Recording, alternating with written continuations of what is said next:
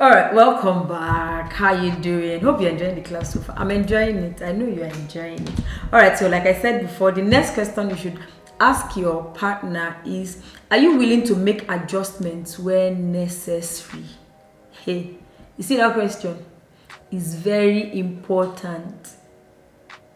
If you have a spouse that is willing to adjust to make your marriage work, God has blessed you for life.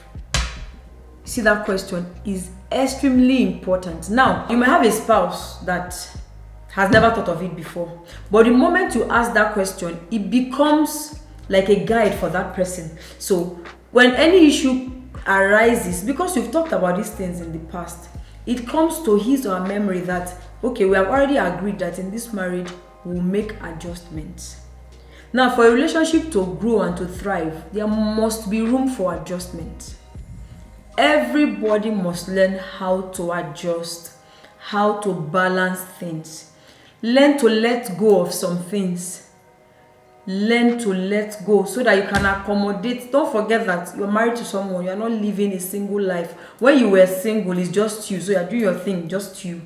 Even as a single person, actually, give room for people. Learn to adjust. Maybe you have a roommate. Learn to accommodate and adjust people. It will help you in marriage.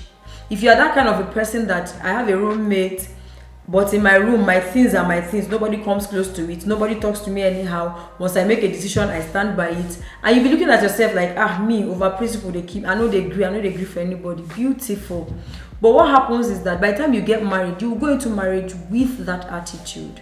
So in life, generally, you should learn to make adjustments, learn to improve, learn to let go of some things. Don't always hold on to something.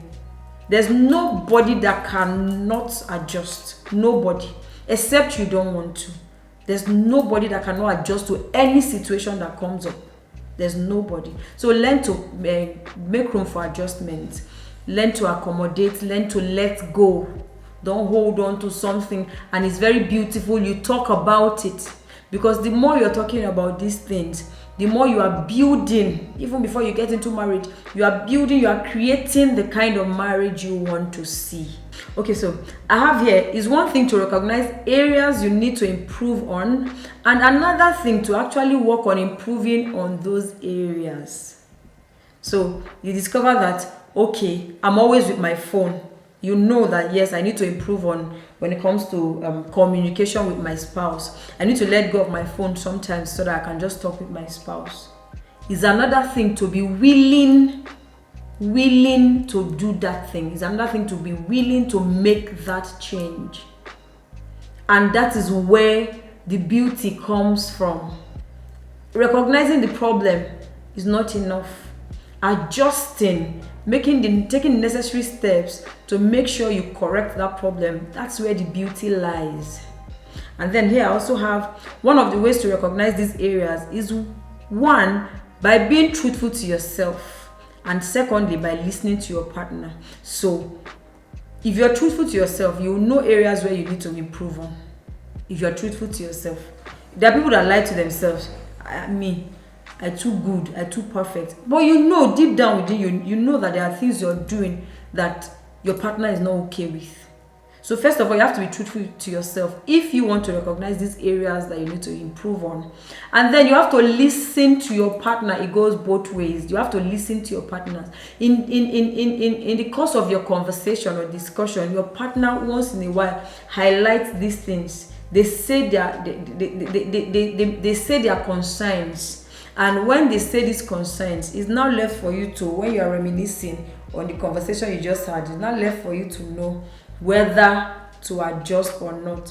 But being truthful to yourself and listening to your partner is one of the ways to discover the areas you need to work on. All right, so the next one will be, what are your values?